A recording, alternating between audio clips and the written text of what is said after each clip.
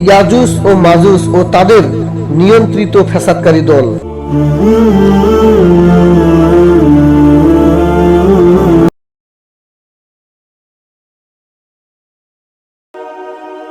সূরা বাকারার শুরুর দিকে আল্লাহ তাআলা সংঘবদ্ধভাবে ফ্যাসাদকারী একটি দলের পরিচয় দিয়েছেন। সেখানে তিনি তাদের প্রতারণামূলক মিশন, তাদের অদ্ভুত বিশ্বাস, তাদের কার্যকলাপের ধরন, তাদের সাংগঠনিক কাঠামো, এমনকি তাদের গোপন পরিকল্পনা পর্যন্ত তুলে ধরেছেন। এই আয়াতগুলিতে ইয়াজুজ ও মাজুজ এবং তাদের পক্ষে কাজ করা বিভিন্ন ফ্যাসাদকারী দল সম্পর্কে আলোচনা করা হয়েছে। প্রতারণার উদ্দেশ্যে যারা আল্লাহ ও পরকালে বিশ্বাসের ভান করে, আল্লাহ তাআলা এদের ব্যাপারে সূরা বাকারার ৮, ৯ এবং ১৪ নম্বর আয়াতে বলেন, মানুষের মধ্যে এমন কিছু লোক রয়েছে যারা বলে আমরা আল্লাহ ও আখিরাতের উপর ঈমান এনেছি, অথচ তারা ঈমানদার নয়।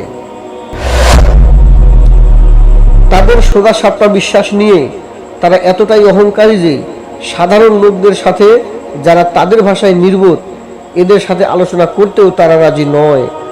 আল্লাহ তাআলা সূরা বাকারার ১৩ নম্বর আয়াতে বলেন, যখন তাদেরকে বলা হয় যে সকল লোকেরা ঈমান এনেছে তাদের মতো ঈমান আনো, তারা বলে আমরা কি গাধাদের মতো ঈমান আনব? এই দলের লোকেরা মানসিক ও আত্মিকভাবে দ্বিমুখী এবং আল্লাহ তাআলা তাদের এই দ্বিমুখিতাকে আরও বাড়িয়ে দেন। সূরা বাকারার ১০ নম্বর আয়াতে আল্লাহ তাআলা বলেন, তাদের অন্তরে রোগ রয়েছে আর আল্লাহ সেই রোগ বাড়িয়ে দেন। ভ্রান্ত যুক্তি, অদ্ভুত ধর্মীয় প্রথা, আচার আচরণ এবং যৌন স্বেচ্ছাচারিতা এর অন্তর্ভুক্ত। এরা সমাজকে সমৃদ্ধি ও উন্নয়নের দিকে নিয়ে যাবার প্রতারণামূলক মিশন বাস্তবায়নের দাবি করে থাকে। সূরা বাকারার ১১ নম্বর আয়াতে আল্লাহ তাআলা বলেন, আর যখন তাদেরকে বলা হয় জমিনে তোমরা ফ্যাসাদ করো না, তারা বলে আমরা তো সংশোধনকারী। এই দলের লোকেরা নিয়মিত তাদের উচ্চ পদস্থ নেতাদের সাথে গোপন আলোচনা সভা করে। এভাবে তারা তাদের আনুগত্যকে নবায়ন করে এবং কাজের হালচাল অগ্রগতি জেনে নেয়। সূরা বাকারার ১৪ নম্বর এবং প্রায় একই রকম সূরা আলে ইমরানের ১১৯ এবং ১২০ নম্বর আয়াতে আল্লাহ তাআলা বলেন, যখন তারা তাদের ঈমানদারদের সাথে মিলিত হয় তখন বলে আমরা ঈমান এনেছি, আর যখন তারা তাদের শয়তানদের সাথে মিলিত হয় তখন বলে আমরা তো আসলে উপহাসকারী। শীর্ষস্থানীয় সদস্যরা উচ্চ পদস্থ নেতাদের নিকট কাজের প্রতিবেদন পেশ করে, যাদেরকে আল্লাহ শয়তান হিসেবে আখ্যায়িত করেছেন। সূরা বাকারার ১৪ নম্বর আয়াতে আল্লাহ তাআলা বলেন, যখন তারা তাদের শয়তানদের সাথে মিলিত হয়। বর্তমানের কেন্দ্রীয় বিশ্বব্যাপী মুদ্রা ব্যবস্থা এবং অর্থনৈতিক ফ্যাসাদকে শায়খ ইমরান হোসেন অত্যন্ত সফলতার সাথে চিহ্নিত করেছেন, আর এটা কেবল উপরে বর্ণিত বৈশিষ্ট্যমণ্ডিত ইয়াজুজ ও মাজুজের দ্বারাই সম্ভব। শায়খ ইমরান হোসেন ইয়াজুজ ও মাজুজের চালচিত্র তথা জীবন আলেখ্য আলোচনা করেছেন এবং তাদের চেহারা উন্মোচন করেছেন, যে চেহারা উপরে বর্ণিত বৈশিষ্ট্যের প্রায় অনুরূপ।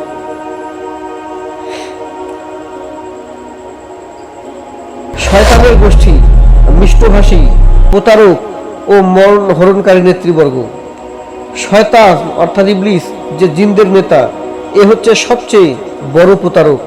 মহান আল্লাহ তাআলা জিন এবং মানব শয়তানদেরকে প্রত্যেক নবীর বিরুদ্ধে ষড়যন্ত্রকারী হিসেবে পাঠিয়েছেন।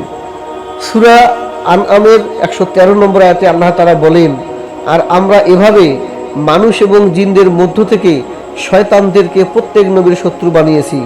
তারা প্রতারণার উদ্দেশ্যে একে অপরের সাথে মিষ্টি ও ধোঁকাপূর্ণ কথার কুমন্ত্রণা দেয়, এবং তোমার রব যদি চাইতেন তবে তারা তা করত না।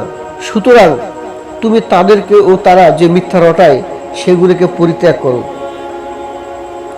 এই শয়তান সমূহ ধোঁকা দেবার জন্য অস্ত্র হিসেবে মিষ্টি ভাষা ব্যবহার করতে একে অপরকে উৎসাহিত করে।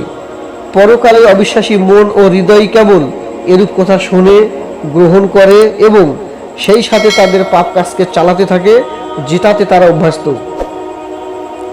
তারা এই ফ্যাসাদের পরিকল্পনাকারী ইয়াজুজ ও মাজুজের শীর্ষস্থানীয় নেতাগণ এবং এদের সাথে জড়িত বিভিন্ন ফ্যাসাদকারী দল বনী ইসরাইলের অধীন। ফ্যাসাদকারী দলগুলির গোপন বৈঠকের আরও একটি বর্ণনা আল্লাহ তাআলা প্রদান করেছেন। শীর্ষস্থানীয় সদস্য এবং উচ্চ পদস্থ নেতাদেরকে শয়তান অর্থাৎ এরা একই গোত্রে বলে চিহ্নিত করা হয়েছে। সূরা বাকারার ৭৬ নম্বর আয়াতে আল্লাহ তাআলা বলেন, যখন তারা ঈমানদারদের সাথে মিলিত হয় তখন বলে, আমরা ঈমান এনেছি। আর যখন তারা একে অপরের সাথে একান্তে মিলিত হয় তখন বলে, তোমরা কি তাদের সাথে সেই কথা আলোচনা করো যা আল্লাহ তোমাদের উপর উন্মুক্ত করে দিয়েছেন, যাতে তারা এর মাধ্যমে তোমাদের রবের কাছে তোমাদের বিরুদ্ধে দলিল পেশ করতে পারে। তাহলে এই গোত্রটি আসলে কোন গোত্র? এরা এমন একটি সম্প্রদায় যারা তাওরাতে নবী সাল্লাল্লাহু আলাইহি ওয়াসাল্লামের যথাযথ বর্ণনা সত্ত্বেও ইসলামকে কেবল বর্জনই করে না, সেই সাথে সেটিকে ধ্বংস করার ষড়যন্ত্রও করে। এই সম্প্রদায়টি হলো বনী ইসরাইল, যাদের ফ্যাসাদীয় আচরণ যুগ যুগ ধরে বদলায়নি এবং সামনেও বদলাবে না। তাদের অন্তর পাথরে পরিণত হয়েছে, কুরআনের প্রতি তারা ঈমান আনবে না। তাদের ষড়যন্ত্রমূলক আচরণ গরুর ঘটনাতে সমালোচিত হয়েছে। আল্লাহ তাদেরকে একটি গরু কুরবানি করতে আদেশ করেন এবং সেই গরুর মাংসের টুকরোকে আক্রান্ত ব্যক্তির শরীরে আঘাত করতে আদেশ করেন। এতে আক্রান্ত ব্যক্তি কিছু সময়ের জন্য জীবিত হবে এবং তার হত্যাকারীর নাম বলে দিবে। বনী ইসরায়েলদের সমস্ত সম্প্রদায় এই ঘটনাকে চাপা দেবার ষড়যন্ত্রে লিপ্ত হয়। তোমরা যা গোপন করেছো আল্লাহ তা প্রকাশ করবেন। ওয়াল্লাহু মুখরিজুম মা কুনতুম তাকতুমুন। কুরআনে বনী ইসরাইলকে কিতাবের লোকজন অর্থাৎ আহলে কিতাব হিসেবে বর্ণনা করা হয়েছে।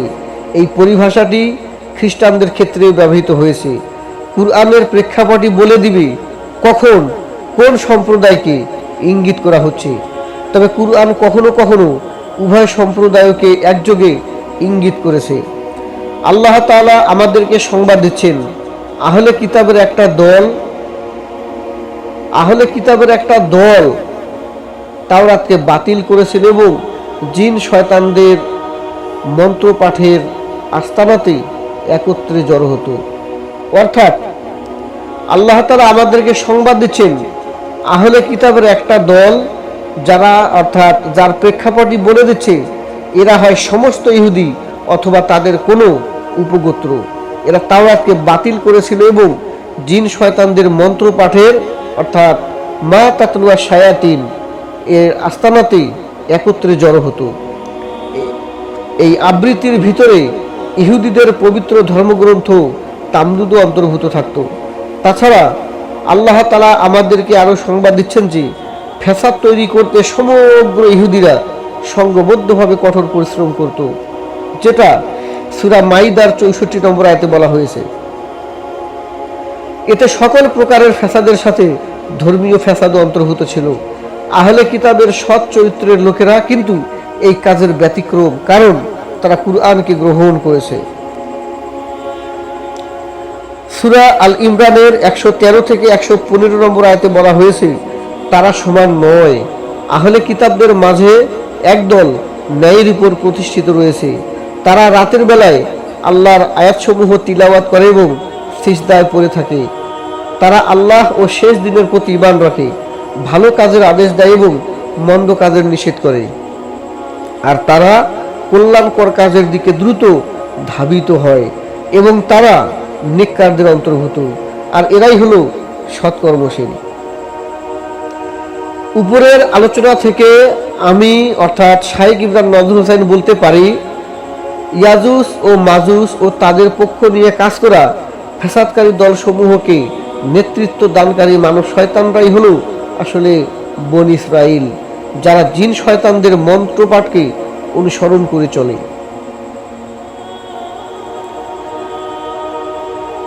আগের ভিডিওতে আমি কুরআন ও ইয়াজুজ ও মাজুজের মধ্যে যে সম্পর্ক রয়েছে তার ভিত্তিটা দেখিয়েছি।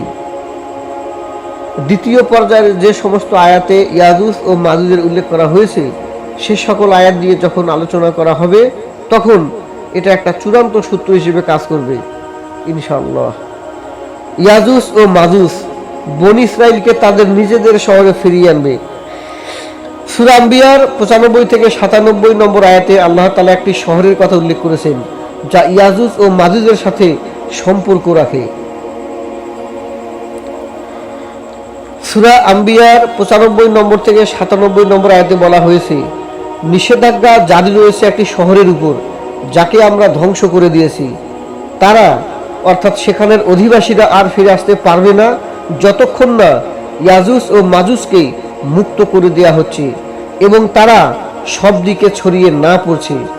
আর সত্য ওয়াদের সময় নিকটবর্তী হলে হঠাৎ কাফিরদের চোখ স্থির হয়ে যাবে।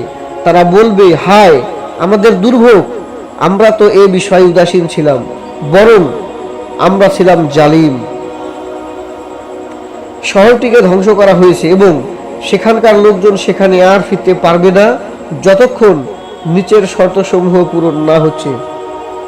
ইয়াজুজ ও মাজুজ যতক্ষণ না মুক্তি পাচ্ছে, ইয়াজুজ ও মাজুজ সমগ্র বিশ্বে তাদের উপস্থিতি ছড়িয়ে না দিচ্ছে, মিনকুল্লি হাদা বিনিয়ান সিলুন, আর এটি অন্তত পক্ষে নিচের ঘটনাসমূহ বাস্তবায়নের মাধ্যমে হবে। ইয়াজুজ ও মাজুজের প্রতিটি রাজকীয় ও সম্ভ্রান্ত শাসক পরিবারের সাথে বংশগত সম্পর্ক রয়েছে। ইয়াজুজ ও মাজুজের প্রতিটি সাংগঠনিক ব্যবস্থাতে প্রবেশ থাকবে। ইয়াজুজ ও মাজুজ প্রতিটি পাহাড় থেকে দ্রুত বেগে ছুটে আসবে, অর্থাৎ সবখানে যুদ্ধ অথবা আক্রমণ চালনা করবে। এই সমস্ত শর্তাবলী আমাদেরকে দেখিয়ে দিচ্ছে যে ওই ধ্বংসপ্রাপ্ত শহরের জনগণকে ফিরিয়ে আনতে ইয়াজুজ ও মাজুজ সহায়তা করবে। শায়খ ইমরান হোসেন অত্যন্ত সফলভাবে এই আয়াতটিকে জেরুজালেম শহরের ইতিহাসের সাথে সম্পর্কিত করতে সক্ষম হয়েছেন।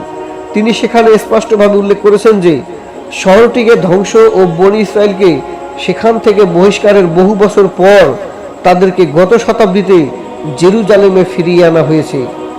কেন ইসরায়েল রাষ্ট্রের জন্ম হয়েছে এবং বনী ইসরায়েলকে তাদের পুরাতন শহর অর্থাৎ জেরুজালেমে ফিরে আসতে কেন বাধ্য করা হয়েছে, এই আয়াতটি এই সকল ঘটনার ব্যাখ্যা প্রদান করে। শায়খ ইমরান হোসেন তিনি জোর দিয়ে দাবি করেছেন যে এই কাজ সম্পন্নকারীর অবশ্যই ইয়াজুজ ও মাজুজ। ইয়াজুজ ও মাজুজের নেতৃত্ব যে বনী ইসরায়েলের হাতে রয়েছে এটাই তার বাস্তব প্রমাণ। যখন সময়ের পরিক্রমায় ইয়াজুজ ও মাজুজ তাদের মিশনকে সফল করে ফেলবে তখন বুঝতে হবে যে সত্য প্রতিশ্রুতি অর্থাৎ ওয়াদ আল হক অর্থাৎ শেষ সময় খুবই নিকটবর্তী। এর মানে হলো বনী ইসরায়েল যাকে প্রত্যাখ্যান করেছিল এবং ক্রুশবিদ্ধ করার চেষ্টা করেছিল সেই ঈসা নবী আলাইহিস সালামের আগমন সম্ভবত খুবই নিকটবর্তী। যারা তার সত্য মিশনকে প্রত্যাখ্যান করেছিল তার প্রত্যাবর্তনের সময় এই মহাসত্যের সামনে তাদের চোখ খুলে যাবে এবং উপলব্ধি করবে যে এই কঠিন শাস্তি থেকে বাঁচার আর সময় নেই। ওই ধ্বংসপ্রাপ্ত শহরটি জেরুজালেম, যা শায়খ ইমরান হোসেন জোর দিয়ে বলেছেন, আর সেটা নিচের তথ্যাদির কারণে আরো জোরালো মনে হচ্ছে। মহান আল্লাহ তাআলা আমাদেরকে জানিয়ে দিচ্ছেন যে এটা তিনি নির্ধারিত করে রেখেছেন যে বনী ইসরায়েল দুবার পৃথিবীতে ক্ষমতাবান হবে ও ফ্যাসাদ করবে। প্রথমবার ক্ষমতাবান হবার ঘটনাটি ইতোমধ্যেই সম্পন্ন হয়েছে। ওয়া কানা ওয়াদান মাফউলা, আর কাজটি সম্পূর্ণ হবে এটা ধার্য ছিল। আমার বিশ্বাস আমরা এখন বনী ইসরায়েলের দ্বিতীয়বার ক্ষমতাবান হওয়াকে প্রত্যক্ষ করতে যাচ্ছি। ওয়াদ আল আখিরা এর মানে শেষ ধার্যকৃত বিষয় অর্থাৎ ক্ষমতাবান হওয়া। পরবর্তী আয়াতে ভবিষ্যৎবাণী করা হয়েছে শেষবার যখন তারা উদীয়মান অর্থাৎ ক্ষমতাবান হবে, ওয়াদ আল আখিরা একই বাক্য, তখন বনী ইসরায়েলকে বিভিন্ন দেশ থেকে জেরুজালেম শহরে একত্রিত করা হবে। সূরা ইসরার 104 নম্বর আয়াতে বলা হয়েছে, যখন ওয়াদ আল আখিরা আসবে আমরা তোমাদেরকে জড়ো করে নিয়ে উপস্থিত হব। ইয়াজুজ ও মাজুজের নেতা কে? সে হলো এক দাজ্জাল। তৃতীয় পর্বে এই বিষয়ে জানার জন্য অর্থাৎ ইয়াজুজ ও মাজুজের নেতা যে ভণ্ড মসিহ অর্থাৎ দাজ্জাল, এটা জানতে তৃতীয় পর্বে চোখ রাখুন। আসসালামু আলাইকুম।